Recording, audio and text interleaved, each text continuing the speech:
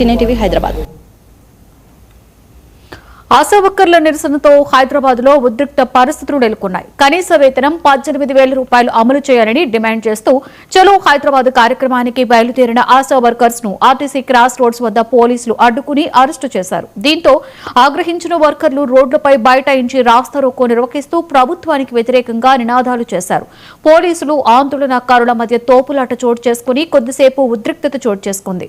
ఎన్నికల హామీలు వెంటనే అమలు చేయాలని, అరెస్టు చేసిన వారిని విడుదల చేయాలని ఆశా వర్కర్లు, నాయకులు డిమాండ్ చేశారు.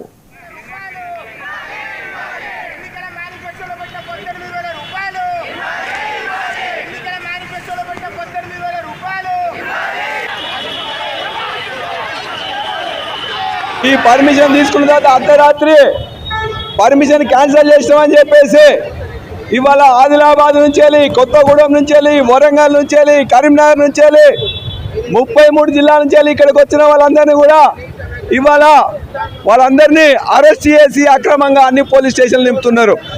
ఇంత దుర్మార్గం ఎప్పుడు చూడలే. మేము అడిగింది ఏమిటి?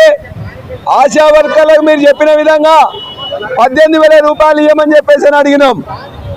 18,000 రూపాయలు ఇవ్వమని చెప్పేసి మేము అడిగినాం. ఇగో ఈ పర్మిషన్ ఇచ్చారు ఆఫీసర్ గారే.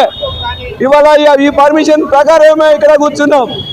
కాబట్టి నెలకు